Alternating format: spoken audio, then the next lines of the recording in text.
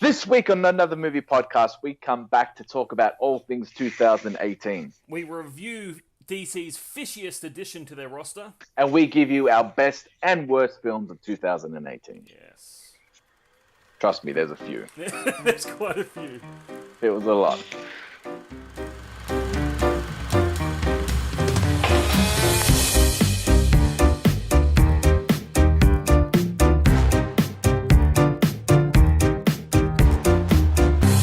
Hello and welcome back to Another Movie Podcast. I am Sean Pierce. Wait, I don't recognize this place. Where am I? Yeah, it has been a long time. It has been a long time. I was going to make a very bad marital joke there. Never mind. Moving on. Yes, it has been a while, if you know what I mean. Between drinks.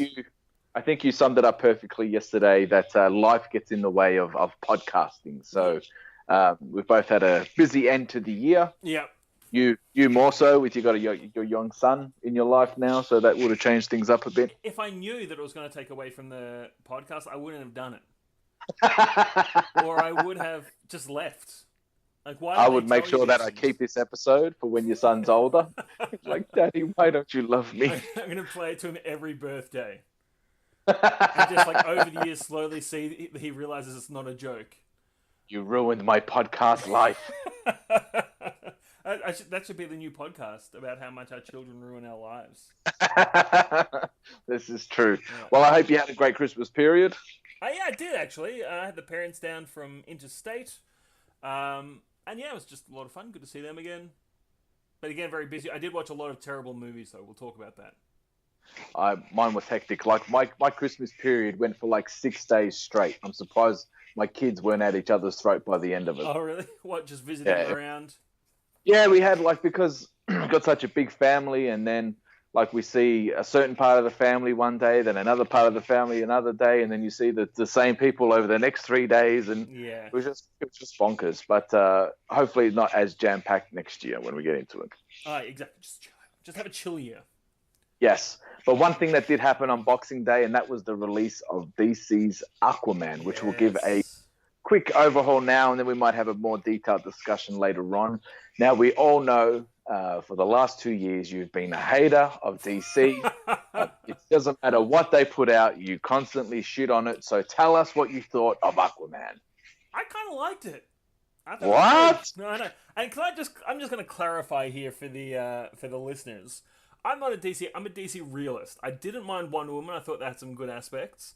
And while Aquaman isn't a perfect movie, it's fun. I walked out happy. Yeah.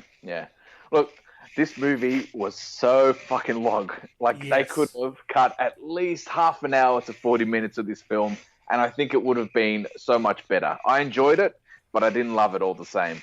I didn't feel bored. I will say that. And I know that's one of the, maybe just, I think my expectations were so low. A lot of the people are talking about how long it was. But I actually was like, even through the middle where it really sags, I was like, yeah, I'll go with it. It's funny though, like, it's going to sound stupid, but I thought they tried to put too much into this film. Definitely. Like, we keep getting action sequence over action sequence over action sequence. And I'm like, usually you're like, oh yeah, this is fucking awesome. But it was kind of like the same shit all over again. As much as impressive as the underwater stuff was, you know, after you've seen 2, 3, 4 battles, by the end of it, you're just like, oh, just fucking hurry up, man. Yeah, because there's no tension to those battles. There's no tension because you know what's going to happen. There's no... Those battles don't serve any purpose to the story without spoiling anything. They don't. Yeah. There's no stakes, so you don't care what happens in those battles. They're cool visuals, but you're just waiting for it to sort of end so you can get onto the next story beat. Correct. And like, this movie looked expensive. Like, you can tell where money meant. The special effects look so good. The world they created underwater looks so good. But in saying that too, like, they've kind of taken a massive step away from what they've already built in the DC EU. If that makes sense. Like, there was kind of no references back to any previous things. And even like we'd seen Aquaman in his suits in Justice League, and we've seen him have the trident in Justice League. but they kind of like shifted away from everything that they just set up in those films and stuff with him previously, and we're just like, oh no, we're just going to ignore that. Let's jump onto our new version of Aquaman. It's almost like they should have made these movies before the team-up movie. Yeah, call me crazy, but that would have been a better way to go. But yeah, I think if you're at all interested, go and see it. It's worth to see it, I think, that for the visual spectacle. I don't think it'll be as impressive at home. But just make sure, you stock up on popcorn and drink before you go in, because it's long. Yeah, and maybe take a piss bottle with you so you don't have to get up. No. Get up and leave during one of the battles, because it doesn't matter what happens. You just come back afterwards. Probably the one that you see in the trailer, the one that happens in Greece or whatever, because that goes for quite a while, and nothing of consequence happens. And you summed it up perfectly. The two standalone films that we've had so far, or three really, Man of Steel, Wonder Woman, and Aquaman. If we forgot everything in between, let's say the Suicide Squad, Batman v Superman, and the Justice League, we would be on track for something really special. But they fucking rushed it. Yeah, exactly right. Absolutely. So, DC, I know we're going to end the year as we started with me hating on you, but you rushed it. You spoiled it. It was just my wedding night all over again. You tried to get to it too quickly, and it didn't work out. So fingers crossed. We've got Shazam next year. That looks good. That looks really good. There's another standalone that we could build something. And then I think they pushed back Wonder Woman to 2020, I believe, or if not later in the year. So, those two we've got coming up, and then we've got the Joker, which doesn't tie into anything. And then after that, it's kind of unknown what they're doing. So Aquaman's making a shit ton of money. So we know that they're going to be producing more. But as to what, we don't know. Exactly right. Yeah, I think this might be the turning point. Yeah, I think so. And if you told us 5 years ago, Aquaman is going to be the turning point for the DC Cinematic Universe. We'll be like, get the fuck out of here. All right, well, let's wrap up 2018, shall we? Yeah. Ladies and gentlemen, can I please have your attention? I've just been handed an urgent and horrifying news story. All right, my favorite part of the year, and I'm a fucking movie nerd, and one of the parts that I love the most is watching the weekly box office. You nerd. Every Monday, I get up at about 4:30 to go to work. One of the first things I check is how much money the films have made over the weekend. As I said, I'm a complete nerd in every aspect of every part. So this is my favorite part of the year, when I have a look. We're just going to talk about box office worldwide rather than just domestic. And some of the movies on there, I'm just like, seriously, what the fuck? But anyway, all right, let's start at the bottom. Number 10, Ant-Man and the Wasp, $622 million. That's pretty crazy. Ant-Man and the Wasp to be the 10th highest grossing film of the year. Yeah. I mean, I thought it was a good movie, but yeah. Yeah, it wasn't great. It's not one of their home runs. No. But it just shows the pulling power of Marvel at the moment. Yeah, Paul Rudd must just be loving life right now. To go from, semi-well-respected comedy actor to international blockbuster star. What a champion. Yeah. And now he's probably going to be the saving grace in the Avengers Endgame. Yes, that's true. Trailer, so it's going to be a massive year for him next year. On your Paul Rudd, he seems like a nice guy. Yes, and the film we just spoke about, Aquaman. Now, Aquaman only came out in the US and Australia. It did open earlier in China 2 weeks previously, but it's already at number 9 at $629 million. That's insane. And yeah, it's got quite a run to go. It's going to move right up this list. I agree. This could be like their $1 billion film that they've been chasing. I know they've had $1 billion with Wonder Woman, but this one's going to come really close. Yeah. I find it interesting that it's done so well in China, given that, there's so much pandering lately to the Chinese audience by, putting in Chinese plot lines and Chinese actors and stuff, which is, fine, you play to your audience. But this has nothing like that, and it's crushed it over there. Yeah, China is huge, and there's a movie that we'll talk about. It comes in at number 5. That just had a massive push from China that really put it into the top 5 of movies of the year. All right, number 8, and this was really surprising because this was a risk. There was a firing of a director, I think with 2 or 3 weeks left to go of production. This movie was in production hell for many, many years. They couldn't work out what tone they were going to go. and that was Bohemian Rhapsody. Comes in at number 8 at $669 million. This is one of those movies that I really wanted to see, but I had a stupid child. You had to go and ruin everything. Because apparently it's really good. Did you see it? Yeah, it's really good. Yeah, I loved it. Oh, great. Yeah, I loved it. It's on. We'll talk about it. It's in my top 5s for the year. Oh, beautiful! Wow. It's got Yes. Good. Wait, is it in your top 5 films or your top 5 movies? Well, that's another discussion. Okay. When we get to it. You nerd. Yeah, go on. Nerd. All right, number 7 comes in with the Merc with the mouth, Deadpool 2. Deadpool is just continuing its hot run from the first film. This came in at $735 million. Yeah. Not including the new re-release of Once Upon a Deadpool either. Yeah, I wonder how that went, actually. You saw that. Yeah, I did. I took my son, who is now 8. He loves Deadpool. He loves the character, but I was no way going to let him see the movies. But this one came out and it was perfect. They did tone it down a lot.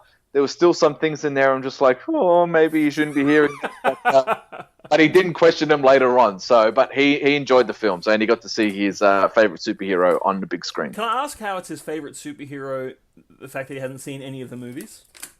Yeah, it's funny. I don't know either. His 2 favorite superheroes are Deadpool and Black Panther. So, so, he doesn't go for the norm, and he loved Deadpool even before the first film came out. So, I think he just loves the look of him. It does look cool. All my Year 7s love him. I think he's just got this aura of coolness about him. Yeah. So, yeah, good job, Ryan Reynolds. And he's very anti-establishment, which I resonate well with, your young Year 7s. Yeah, they're like, fuck the system. And I'm like, yeah, burn it down. Except the school. Or maybe burn the school down, just wait till I leave. Yeah, wait till I leave. And you didn't hear anything, all right? I didn't tell you to do this. Exactly, we didn't have this conversation. Coming in at number 6 is Tom Cruise Mission Impossible Fallout. Now, this deserves to be there. This is an action feast like you would not believe. What they're doing in these films now, I don't know how they can keep going because they just set the bar so high for themselves that the next film, I don't know what Tom Cruise is going to have to do. Like, he's going to have to parachute into a volcano and come out of it. But this was really good. This came in at $791 million. Well, look, for all you can say about Tom Cruise is he tries to make quality films every single time. I really think he puts himself into his movies and into his roles. So good on him. He deserves his accolades. And if you get a chance to, if you do get the Blu-ray or DVD, watch the extra features in this. Like, they go to and they detail every single stunt, and it's amazing what they're doing. Like, everything is in camera. There's not a lot of special effects added, and he's doing everything himself. So that's why this film makes it, worthwhile to have it in the top 10 of this year. Do you want me to tell you my theory about this? I think that Tom Cruise secretly has a death wish. Like, he wants to die, and this is how he can do it and justify it. Yeah. At least if he dies during one of these stunts, it'll just be infamous. Like a blaze of glory. Exactly. Yeah. Now, number 5, this is the one that surprises me the most. As we said, this had a massive push from China. This made like $200 million alone just in China. Actually, $270 million alone in China. And that is Sony's Venom. This makes me sad. And it makes me question what they're doing in China. This makes me really sad because I was hoping that it would be a flop. So then Sony would come to the realization that, you're like, you know what? We don't know what we're doing with these films. Marvel, you just have it. Yeah. But unfortunately, this is made close to $1 billion. Yeah. And now Sony are going to say, you know what, Marvel? We'll take Spider-Man back after you're done with him for the 3 films that we allowed you to have.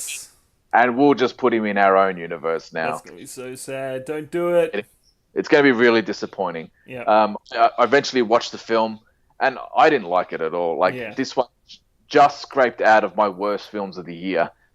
It's almost an honorable mention. The scenes with Venom himself is really cool, but it was just so formulated, and it was just so boring. As we said when the trailer came out, it just looked like a mid-90s action film, and that's exactly what it was. It didn't look any better than what we've seen for the last 20 years. There was no real surprises. There was no real holy shit moments. And it could have gone a lot better in a different direction and a higher rating, in my opinion. I thought could have had a lot more gore, which would have made it a hell of a lot cooler. But unfortunately, because they want Spider-Man to meet up with Venom in the end, there was no way it's going to be, have any of that. So, that's a really unfortunate turn of events with this film making so much money. China, we need to sit down and have a conversation together, all right? We'll get this sorted out, don't worry. Yeah. All right, now we start getting into the billion-dollar films of the year. At number 4, The Incredibles 2 comes in at $1.2 billion. Oof. That's because everyone was so hanging for this movie. They were blue-balling hard for Incredibles 2. Yeah. But in saying that, it was a really great movie, so it deserves every cent that it made. This one shit me a lot. Jurassic World Fallen Kingdom at $1.3 billion. Yeah. This was a real shit movie. And the fact that it made so much money even pisses me off even more. Now, they're not going to give a fuck what the movie looks like. They're just going to put any bits and pieces together. The shittest script possible. Let's rush it out for 2020. Put some dinosaurs on there. Put some dinosaurs in there. Throw Chris Pratt in there. Take his shirt off. And we'll... All right. You've sold me. Yeah. Done. Coming at number 2... another big hit for Disney this year and Marvel, Black Panther, coming in at $1.3 billion. This was really a phenomenon. It was a cultural moment. It wasn't just a film. No. It basically changed the landscape in every element possible, in terms of storytelling, in terms of what they could do with villains, in terms of a huge cultural shift as well. For example, in the US alone, Black Panther made more money than Avengers Infinity War. That's how nuts this is. That is insane. It made $700 million in the US box office, and Avengers 2 came in at $678 million. Yeah. That's nuts. Yeah, that is insane. And that's going to change the way I think that Hollywood operates for a few years at least. Because I think, I'm not a Hollywood bigwig, but I think this is going to show them that there is a market out there for African-American led films and stories. Yeah. Like we saw it last year with Jordan Peele's Get Out. Exactly. And he released the latest trailer for his new film as well, called Us. And we said that last year that we're going to start to see a massive shift. And, results like this just prove it. Exactly right. I can't believe it made more than Infinity War in America. That's insane. It is insane. And, of course, coming in at number 1 was Avengers Infinity War, coming in at $2.048 billion. Which, not bad. I'll take, 10% of that, and I'll be happy. It's funny, that movie made so much money, and I was having these conversations with my cousins who are also movie nerds. They don't need to market this film at all. No. Everyone who went and saw this film is going to go watch the next one. You can spend zero money on marketing now, and you're still going to make $2 billion. Easy. Yeah. But good on them.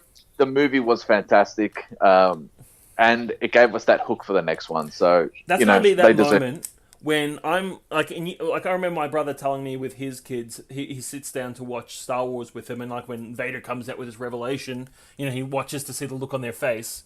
This is going to be the movie we do that with our kids. We wait for the snap and then think and just watch them to see how they're going to react to it. I can't wait. It's going to be cool. And speaking of which, we might as well talk about the Avengers Endgame trailer, which we didn't really talk about either. I thought that trailer was great. It gave absolutely nothing away. The whole trailer was basically doom and gloom. Yep. And then they hit you with Scott Lang at the end, and it just gives you that little bit of hope at the end of the trailer, and it just makes you feel happy again all of a sudden. Yep. It was brilliant. And as I said, it gave away absolutely nothing, but it left you with hope at the end of it, and that's what was so good about that trailer. I completely agree. The first time I watched it, I was actually quite disappointed throughout the whole trailer. I'm like, where's the cool explosions? Where's I expected it to be epic, and it wasn't. It was really understated, and then as you say, the Scott Lang brought it all together. Do you think there's some timey-wimey? Oh, absolutely. From what I'm hearing is that basically we're going to go back throughout the last 10 years of the Marvel Universe, and we're going to go to each part of where the Infinity Stones come in, and the Avengers go back in time and stop those stones from being put in the hands, which eventually leads to Thanos coming in. That's my theory. I like it. That is my theory. And that would be the perfect way to wrap it up, is to go back in the history and find out, we're going to go back to where the Guardians go back and get that. We're going to go back to Doctor Strange and the Time Stone. We're going to go back all the way to the Battle of New York in the first Avengers films. It's going to be so damn cool. I can't wait for this. Yeah, everyone reliving the last 10 years together. It's going to be awesome. I hope we just don't go back into Thor: The Dark World Like, Well, we're gonna have to. yeah, they That'll don't be need like- the stone. We'll just skip that stone. There's gonna be like a quick 2 minutes in the middle of the film. It's like, and we went over here, and then moving on. Yeah, absolutely. It sounds good to me. But from all accounts, this movie could be 3 hours long. So, So. yeah, look, Avengers Infinity War was like 2.5 hours, and I could have easily sat there for another hour and a half. I reckon that movie could have been 4 hours, Yeah, and I would have been happy. I think I did sit there for another hour and a half after because I had to clean up. So it was like I wasn't going anywhere. I still do wish, though, because we spoke about this on previous podcasts, that there is another like half an hour of Thanos backstory that we didn't get to see. Maybe they're going to include that in the next film. I don't know. Maybe they'll wait till both films are out, and then we'll get like this big box set, and then we'll have that extra half an hour. But I would definitely still love to see that half an hour of Thanos. I'm with you. I could just watch a Thanos movie. I'd like to see like the rise of Thanos. Yeah, that would be cool. Very cool. And they probably could do it too if they really wanted to, but they might want to, move away from this story now and get into what they're going to do next. I wouldn't blame them. I think, yeah, cosmic Marvel, isn't it? Yes, absolutely. We're going into the cosmic realm now, so it's going to be space heavy. Yeah. Which I don't know how I feel about that, to be honest. So I feel like we're pretty space heavy at the moment. Yeah, I agree. I thought we got more than enough space, so we'll see. We'll see what happens, eh? Watch this space. In Feige, we trust. Yeah. All right, well, we just spoke about the biggest films of the year, and funny enough, Disney had 4 of the top 10, which is amazing feat. Like, all of those films, you're looking at over $6 billion in box office, or $6 billion in box office alone, not including any rentals and everything else later on. They are a juggernaut. But in saying that, Disney had some major disappointments, and this is actually my favorite time of the year, because I like to see the flops of the year. I like to look at ones where it's just like, who the hell made these decisions? Yeah. I'm not going to put these in any order, but these are the biggest films of the year that flopped hard. So Disney, again, First one, Solo, a Star Wars story. $250 million budget. It only brought back $344 million. Now, I know that still sounds a lot, but most of the time when you got to calculate box office, you got to nearly budget your production because they spend just as much to promote the film. Yep. And this one only brought in less than $1 million over the budget. So this was a major loss for them. And not only it left a sour taste in everyone's mouth with Star Wars films, and I still think that goes all the way back to The Last Jedi. I think the box office results from this harped on those. And it also put the nail in the coffin of more individual solo films. Like when they were going to do a Boba Fett film, we're not getting that anymore. And there was one more solo film that they were talking about doing, which they put a nail in as well. So that's unfortunate because I would have loved to have seen the Boba Fett one. Yeah, well, they're doing a series, aren't they? Yes, they are doing a TV series now, going back. I don't know the full story of it, but it does sound pretty cool. Yeah, I think so. And some of the stills look pretty awesome. I've got to say, I'm a bit sad about Solo. I think Solo suffered from Star Wars fatigue because I was not interested in seeing this film. I happened to catch it on a flight, and I actually didn't mind it. Yeah, I didn't mind it either. Yeah, I thought it was much better than the reviews were giving it, and I wish it did better. Yeah. And it's a shame because, the film finished on not a cliffhanger, but they left the story open to continue the saga. And, I would have liked to have seen more of where that film left off. So, I thought they were really building something there, but unfortunately that's not going to happen now. The public has decided. Yeah. But the problem is that they released that film, like we had Avengers Infinity War come out. I think 2 weeks later, Deadpool 2 came out. And then the week after that, Solo came out. Yeah.